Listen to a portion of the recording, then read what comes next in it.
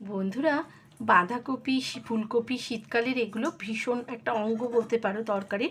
তো আমরা একরকমভাবে বাঁধাকপি খেতে খেতে একটু স্পেশাল দিনে একটু অন্যভাবে বা কোনো গেস্ট এলে যদি করতে চাই, তাই জন্য আজকে আমি বাঁধাকপিটা একটু অন্যভাবে করেছি, কিছু স্পেশাল মশলা অ্যাড করেছি, অন্যভাবে অ্যাড করেছি।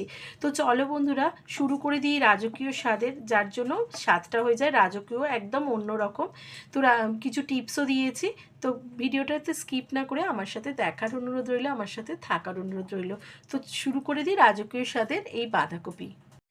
বন্ধুরা, আমি এই রেসিপির জন্য এই আলু কেটে নিয়েছি 3টে মিডিয়াম সাইজের, আর একটা বাঁধাকপি মিডিয়াম সাইজের এরকম কুচি কুচি করে নিয়েছি। এবার কিছু গোটা মশলা নিয়েছি বন্ধুরা, একটা বড় এলাচ, দুটো ছোটো এলাচ, 3টে লবঙ্গ, 4-5 টুকরো ছোটো ছোটো দারচিনির, আর একটু জয়িত্রী, হাফ স্পুনের মতো। এগুলো একসঙ্গে থেঁতো করে নেবো ফোড়নে দেওয়ার জন্য। প্রথমে একটা মশলা বানিয়ে নেব, তার জন্য 2 স্পুন ফ্যাটানো দই নিয়েছি, টক দই, আর নিলাম 1 চামচ হচ্ছে মৌরি গুঁড়ো। ড্রাই জিঞ্জার এরকম গ্রসারির দোকানে পাওয়া যায় 1 টেবিল স্পুন। বন্ধুরা, না থাকলে আদা বাটা দেবে, আমি আদা বাটাও ব্যবহার করব, কিন্তু এটাও দেব, এর ফ্লেভার ভালো আসবে, স্পেশাল হবে বাঁধাকপিটা। কাশ্মীরি লঙ্কার গুঁড়ো 1 টেবিল স্পুন। খুব ভালো করে এই মশলাটার মধ্যে মানে দইটার মধ্যে মিশিয়ে নেব। আমাদের খুব ভালো করে মেশানো হয়ে গেছে, এবার সাইডে ছড়িয়ে রাখবো। একটা কড়াই বসিয়ে দিয়ে তাতে বেশ কিছুটা তেল অ্যাড করে দিয়েছি, তার মধ্যে আলুগুলো ছেড়ে দেব। অল্প নুন অ্যাড করে একটু লাল রং ধরিয়ে ভেজে নেব। হালকা রং ধরা পর্যন্ত ভেজে নিয়েছি, এবার তুলে নেব। একই তেলে একটা শুকনো লঙ্কা, হাফ স্পুন শাহি জিরা ও হাফ স্পুন হিং দিয়ে দেব। খুব মিষ্টি গন্ধ এসে গেলে, লঙ্কাটা ভাজা হয়ে গেলে গোটা গরম মশলা থেতো করা অ্যাড করে দেবো। এই সময় 1 স্পুন চিনি অ্যাড করে দেবো, ভালো রং হবে এবং টেস্টের ব্যালেন্সের জন্য। 3টে কাঁচা লঙ্কার 1 ইঞ্চি আদার থেতো করে, যেহেতু বাঁধাকপি সেই জন্য কাশ্মীরি ফ্লেভার আসার জন্য আমি ওইখানে দইয়ের মধ্যে দিয়েছি, আর এটা আমি তেলে ভেজে নেব। আর বন্ধুরা, চিনিটা কিন্তু অতি অবশ্য করে দেবে, যাদের খাওয়ার নিষেধ আছে অল্প দেবে, কিন্তু টেস্টের ব্যালেন্স হবে এবং কালারও সুন্দর আসবে। চিনিটা তেলেতে একটু হলেও ফোড়ন দেবে। মিনিট কয়েক ধরে মশলাটা একটু ভেজে নিলাম, আদার কাঁচা গন্ধটা চলে যেতে। 1 চামচ জিরে গুঁড়ো আর 1 চামচ ধনে গুঁড়ো দিলাম, অল্প হলুদ গুঁড়ো দিলাম। একটা অনুষ্ঠান বাড়ির রান্না যেমন গন্ধ ছাড়ে, সেরকম সুন্দর একটা গন্ধ ছাড়ছে বন্ধুরা, একবার বানিয়ে দেখো এইভাবে, অনুরোধ রইল।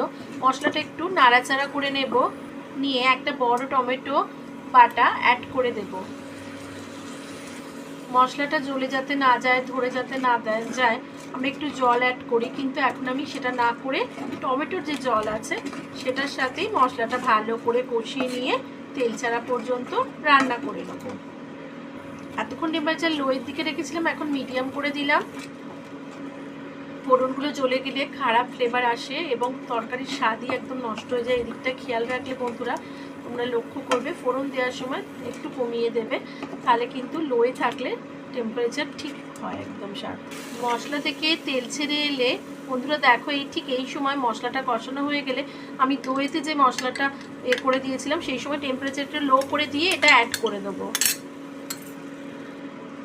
টেম্পারেচার এই সময় অতি অবশ্য করে অ্যাড করে দেবে, লো করে দেবে সরি, তবে কিন্তু দইটা অ্যাড করবে, নইলে ফেটে যাওয়ার একটা চান্সেস থেকে যায়। হয় বন্ধ করে দেবে, নয় লো করে দেবে। কষাতে কষাতেই আমার নিজের ফ্রোজেন করা কিছু কড়াইশুঁটি অ্যাড করে দিলাম। বন্ধুরা, এটা আমার আগের বছরে সংরক্ষণ করে রাখা কড়াইশুঁটি, আর এখনই তাড়াতাড়ি করে এটা অ্যাড করে দিলাম। এই সময়ে মিনিট 2-3 ধরে মশলাটা আমরা কষিয়ে নিয়েছি, মশলা থেকে খুব ভালো তেল রিলিজ করে গেছে। এবার কিন্তু বাঁধাকপিগুলো দিয়ে দেব, দিয়ে খুব ভালো করে নাড়াচাড়া করে নেব। বন্ধুরা, কোনো স্পেশাল দিনে বা এক ধরনের বাঁধাকপি খেতে খেতে যদি একই লাগে, তাহলে এই রান্নাটা একবার করে দেখতে পারো, বা কোনো স্পেশাল গেস্ট এলে বা কোনো স্পেশাল অকেশনে, তোমাদের উইকেন্ডেও একবার করে দেখার অনুরোধ রইল। ভীষণ অন্যরকম স্বাদ হয়, রাজকীয় স্বাদ নিয়ে আসে এই কয়েকটা মশলা অন্যভাবে মেশালে।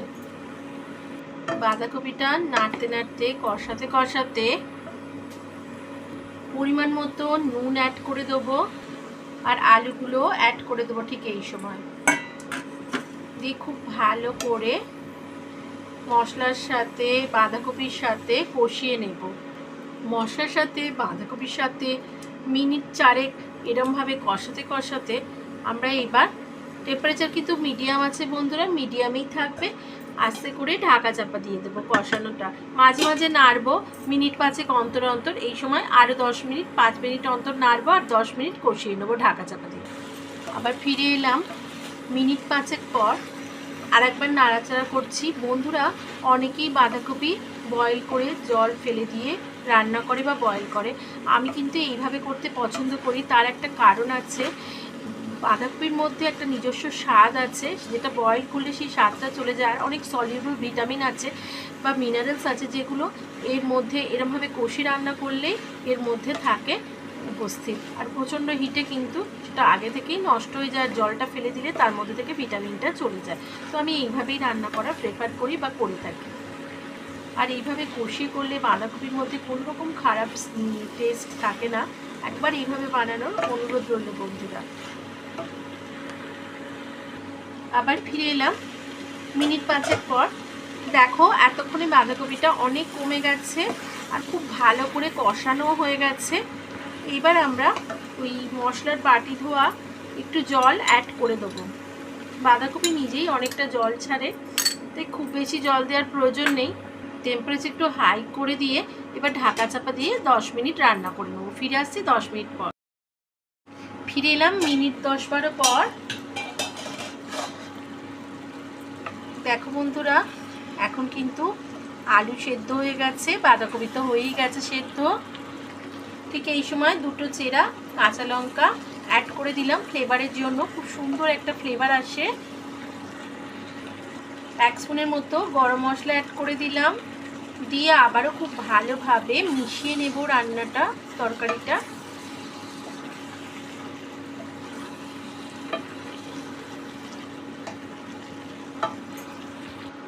আর 2 মিনিট পর ফিরে এলাম, ঢাকা চাপা দিয়ে 2 মিনিট রান্না করে নিয়েছি। এখন দেখো আমি ফ্লেম অফ করে দিয়ে এলাম, একদম রেডি হয়ে গেছে। আর একটা স্পেশাল জিনিস অ্যাড করে দেবো যেটা স্বাদটাকে আরও রাজকীয় করে তুলবে। আমি ঘরের তৈরি 1 স্পুন ঘি অ্যাড করে দিলাম, এটা স্বাদটাকে আরও ভালো করে তুলবে। তবে বন্ধুরা খেয়াল রাখবে ফ্লেম অফ করে তবে কিন্তু এটা অ্যাড করবে।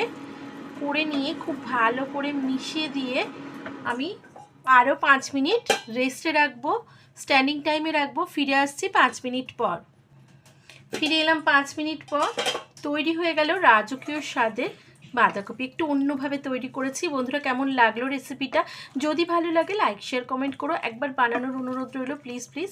আমার চ্যানেলে নতুন বন্ধু হলে চ্যানেলটাকে সাবস্ক্রাইব করে নিয়ে পাশে থাকা বেল আইকনটাকে ক্লিক করে নেওয়ার অনুরোধ রইল, যাতে আমি চ্যানেলে নতুন কোনো ভিডিও আপলোড করলে নোটিফিকেশান সরাসরি তোমাদের কাছে পৌঁছে যায়। আবার হাজির হয়ে যাবো নতুন কোনো রেসিপি নিয়ে। ততক্ষণের জন্য ভীষণ ভালো থেকো, সুস্থ থেকো, টাটা।